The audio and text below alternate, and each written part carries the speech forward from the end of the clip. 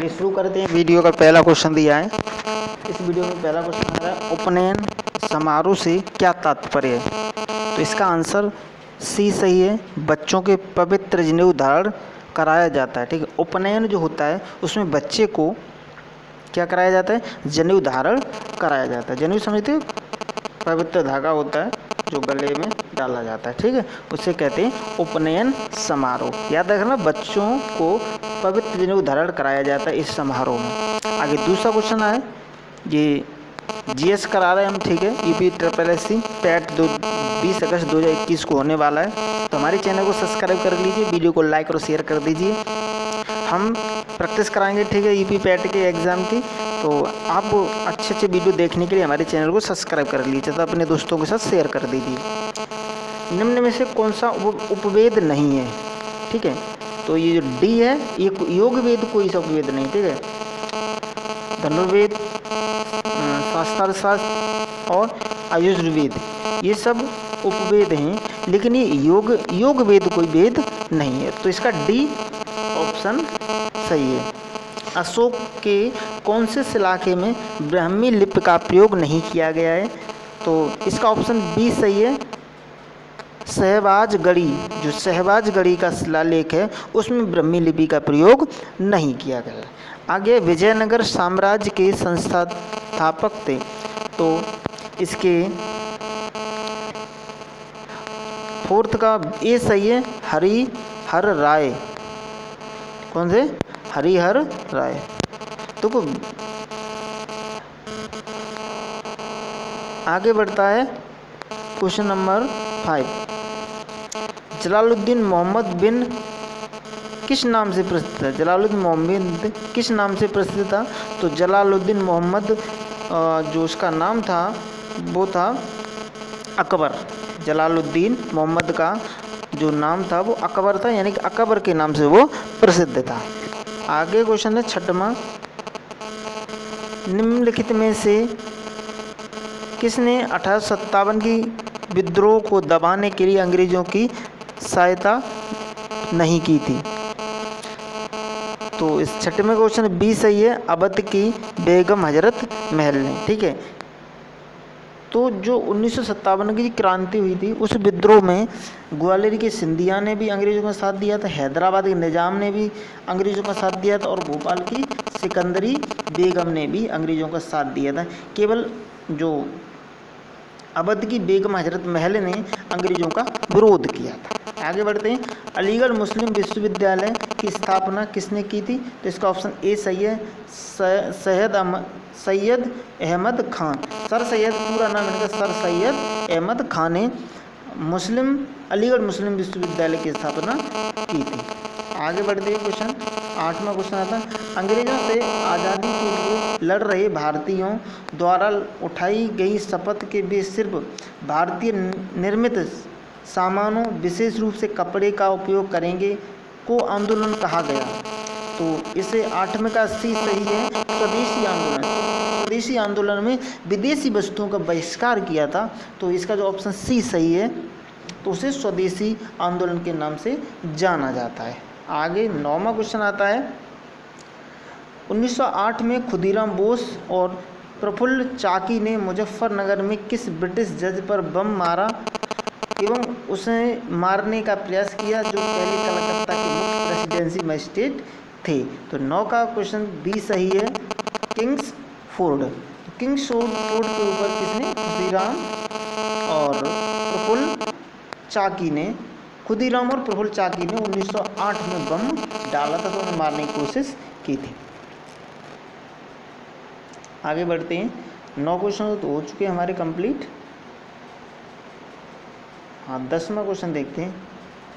महात्मा गांधी ने सत्याग्रह सभा की स्थापना की थी। तो इस 10वें का सी सही है, फरवरी 1919 में महात्मा गांधी ने सत्याग्रह सभा की स्थापना की थी। 11वां क्वेश्चन है, निम्नलिखित में से कौन सा जिला भारत की अंतर्राष्ट्रीय सीमा पर है। तो इसका 11वें का ऑप्शन सी सही है, किन्नर।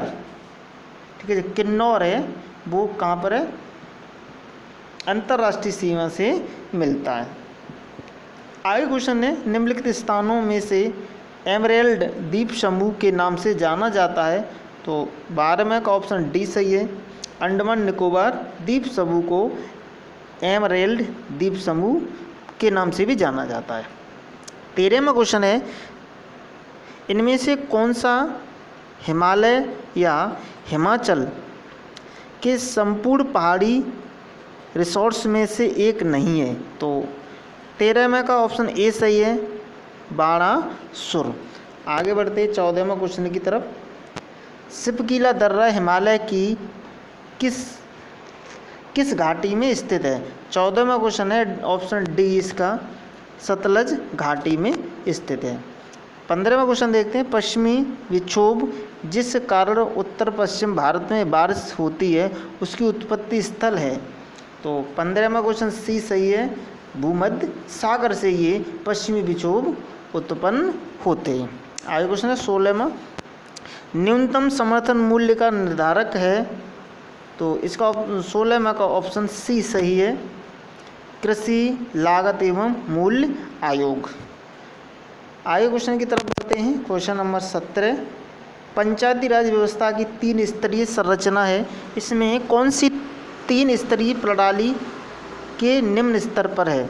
तो 17वें क्वेश्चन का ए सही है, ग्राम पंचायतें। म्यूचुअल फंड और शेयर बाजारों के लिए मूलभूत विनियामक प्राधिकार किसे प्राप्त है। तो 18वें का ऑप्शन सही ए सही है, भारतीय प्रतिभूति एवं विनिमय, इसे सेबी बोलते हैं, security exchange board of India. इसका शॉर्ट नेम सेबी भी है और हिंदी में से कहते हैं भारतीय प्रतिभूति एवं विनियामक board, security exchange board of India. बहुत अच्छा क्वेश्चन है। चलिए आगे बढ़ते हैं 19वें क्वेश्चन की तरफ।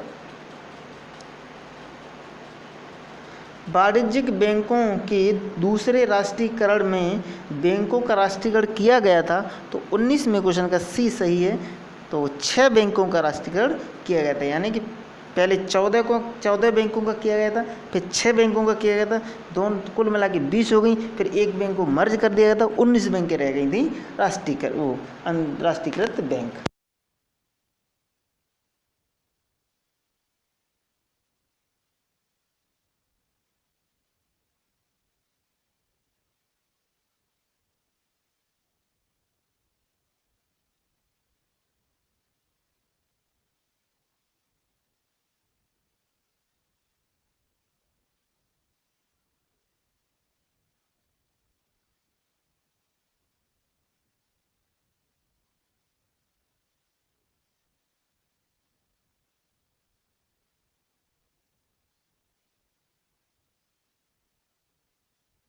जाता है।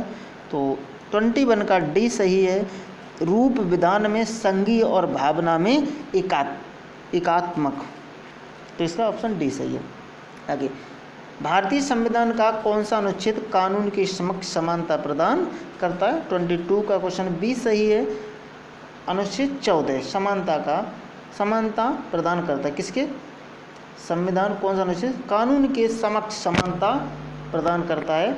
तो वो है अनुच्छेद 14। 22 का बी सही है। ठीक है, 23 की तरफ बढ़ जाते हैं। भारत के राष्ट्रपति का कार्यकाल कितने वर्ष का होता है। तो जो भारत का राष्ट्रपति का कार्यकाल होता है तो उसका 5 वर्ष का होता है, ऑप्शन सी सही है। आगे 24 की तरफ बढ़ते हैं। भारतीय संविधान के अनुच्छेद 368 का संबंध किससे है। तो आप इसका ज़रा बताइए आंसर कौन सा सही होगा। भारतीय संविधान के अनुच्छेद 368 का संबंध किससे है। तो जो लोग 24 में बी बता रहे हैं उनका ऑप्शन सही हो जाएगा, यानी कि संविधान संशोधन प्रक्रिया से। आगे नेक्स्ट क्वेश्चन की तरफ बढ़ जाते हैं। भारत की संसद द्वारा हिंदू विवाह अधिनियम कब लागू किया गया। आप आंसर बताइए, इसमें कौन सा ऑप्शन सही हो सकता है। 25 में का आंसर, और 25 में जो भी ऑप्शन बी बता रहे हैं उनका ये आंसर सही है, 1955। आगे बढ़ जाते हैं। आवृत्ति मापने की इकाई का क्या नाम है। तो इसकी आवृत्ति मापने की इकाई का नाम 26 में का आंसर जल्दी से बताइए। 26 में क्वेश्चन का जो लोग सी दे रहे हैं उनका आंसर सही है, हर्ट्ज। ठीक है, आगे 27 की तरफ बढ़ जाते हैं। और जड़त्व आघूर्ण का मात्रक क्या है। 27 में जड़त्व आघूर्ण का मात्रक पूछा गया। कितना अच्छा क्वेश्चन दिया गया, साइंस से रिलेटेड क्वेश्चन है। तो 27 का ऑप्शन ए सही हो जाता है, किलोमीटर ठीक है, किलो प्रति मीटर की पावर 5। प्रोटॉन का द्रव्यमान कितना होता है, तो इसका ये दिया 1.6726 इंटू 10⁻⁻⁴ ग्राम। ठीक है, ये ए ऑप्शन इसका सही हो जाता है। आगे बढ़ते हैं 29 क्वेश्चन की तरफ। निम्नलिखित किसी प्रवाह के कारण तक इलेक्ट्रॉनों के द्वारा इलेक्ट्रिक करंट पास करती हैं।